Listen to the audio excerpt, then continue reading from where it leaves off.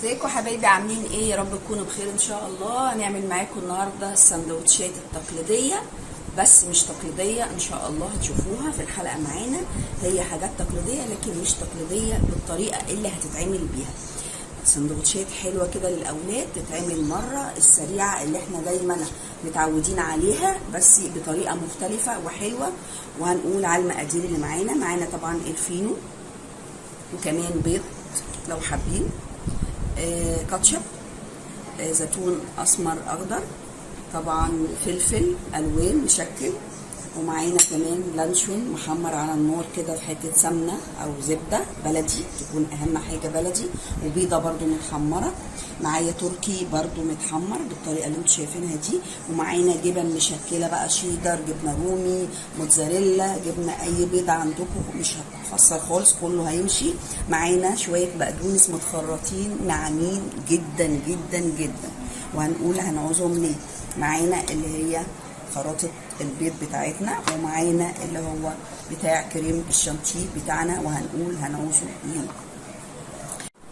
نعمل بقى معاكم السندوتشات بتاعتنا، تعالوا نشوف هنعملها ازاي. هنوسع بس لينا كده طبعا اللانشون بتاعنا اهو، هناخد دول كده ننكرهم بس على جنب. نجيب الفينو بقى صغير كبير اللي يريحكم خالص، اللي انتوا عايزينه الموجود، نكون فاتحينه بالشكل اللي انتوا شايفينه ده اهو.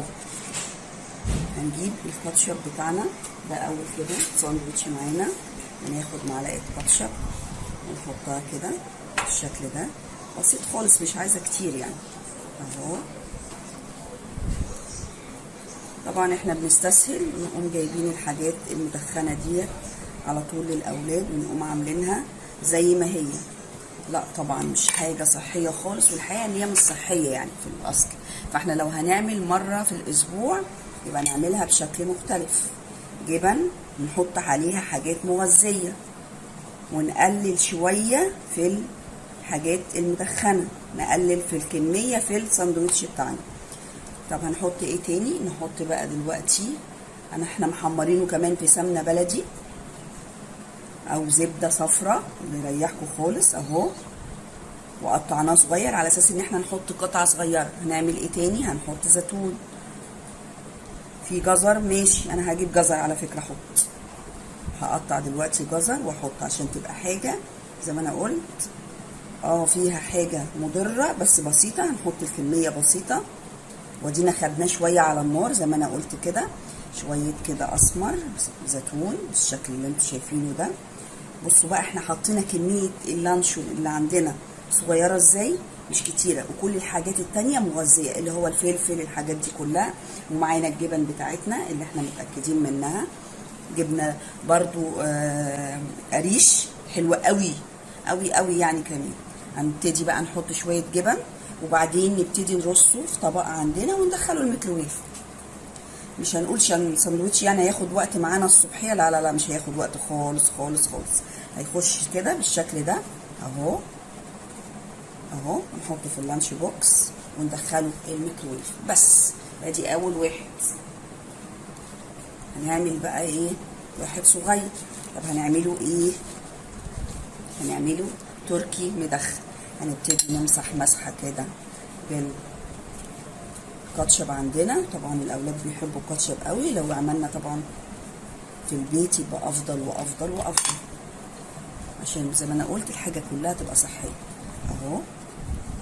وناخد الحاجه المدخنه عندنا في معلقه زبده او سمنه بلدي على النار، تحمير بسيط اهو. بصوا متحمر اهو ومتقطع صغير، ما ملناش منه، اقل خطوره، حبه فلفل مغذيين طبعا زي ما انا قلت جزر، وانا هجيب الجزر احطه دلوقتي، اقطعه واحطه اهو بالشكل اللي انتوا شايفينه ده. طيب بعد كده نعمل ايه؟ شويه زيتون، وزيتون حلو برضو مغذي. هنبتدي نحط ايه تاني؟ شويه جبن اهو على الوش، والاولادنا بيحبوا المطه بتاعت الجبن، هيفرحوا قوي بالساندوتش ده اهو. وهنضمه كده ونحطه في الصينيه وبرده على الميكروويف. ده الصغير اللي يريحكم بقى، حابين تعملوا الكبير وتقطعوه اللي يريحكم خالص بالشكل ده. هنبتدي نعمل ايه تاني؟ نبتدي نعمل البيضة. بيضة محمرة او بيضة مسلوقة اللي يريحكم، بس انا افضل ان هي المحمرة. طب ليه؟ عشان تبقى شكلها حلو. وهنقطعها كده اهو بالشكل ده. طب هنعمل ايه تاني؟ هنجيب طبق. بيضة عندي بقت مهروسة زي ما انتم شايفين كده، مش هيشوفوها خالص، وكمان محمرة هتدي شكل حلو. هنحط فيها ايه؟ هنحط فيها جبن موتزاريلا مع شيدر مع جبنة رومي. طب وايه كمان؟ هنحط معاها جبنة قريش او جبنة علب، وبعدين نبتدي نهرس. طب ايه كمان؟ هنحط شوية بقدونس، فايدة رهيبة، ومتخرط قطع صغيرة خالص خالص ما يبانش بالشكل ده، حبة صغيرين بالشكل اللي انتوا شايفينه ده. فايدة رهيبة بقى الساندوتش ده، خطير خطير. كمان ايه كمان؟ حبة زيتون كده مشكلين. طب ايه كمان؟ حبة فلفل ملون بالشكل اللي انتوا شايفينه. ساندوتش خطير مش باين البيض ومغذي وحلو. ده بقى يفطروا بيه على طول، ما يستناش. عايزين تحطوه برده في اللانش بوكس عادي خالص، مش هيبان ريحه البيض بقى. نقدر نحط حبه فلفل اسمر براحتنا خالص، فلفل اسمر اهو، كمان رشه كمون عشان القولون كده بالشكل اللي احنا شايفينه ده. وبعدين نبتدي نقلب.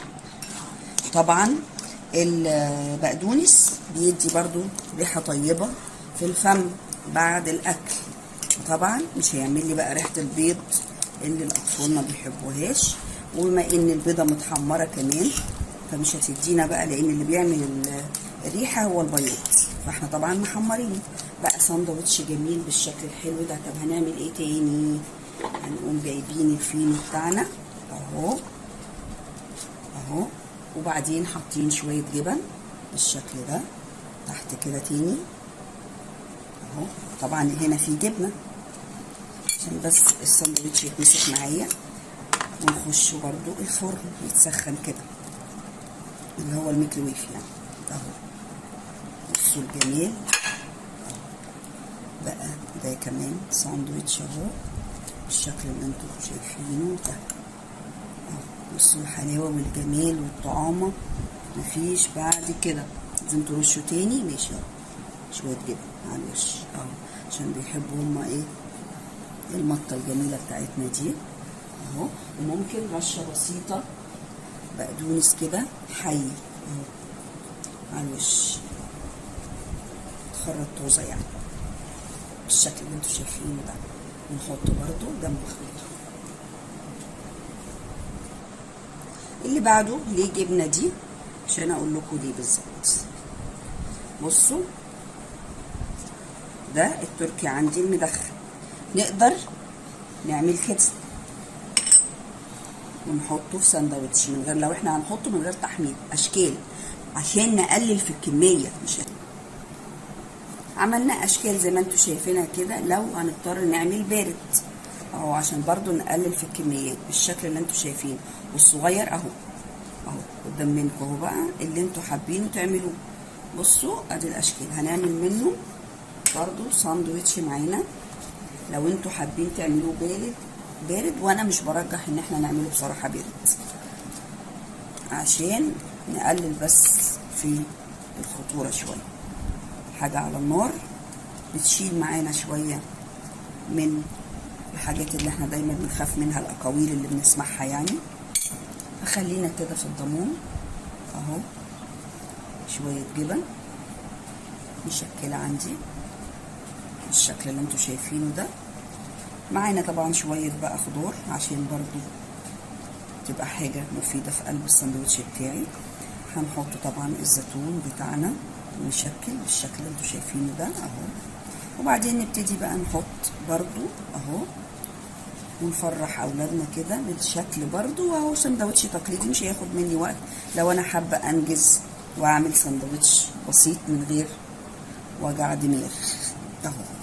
وهدخله كده الفرن عندي بقى بالشكل اللي انتوا شايفينه كده بالشكل ده. وطبعا الجزر ما ننساهوش اللي مبشور ونحطه في الساندوتش، يبقى فيه خطوره بس حاجات بسيطه احنا قللنا في الشكل، وبعدين مليناه بقى حاجات تانية لو اولادنا بنحبوه واحنا عايزين حاجه نعملها سريعه. هنبشر الجزر بالليل ونغلفه، وكل الخضار دون برضو هنقطعه ونغلفه، وحبه البقدونس بتوعنا برضو نقطعهم ونغلفهم.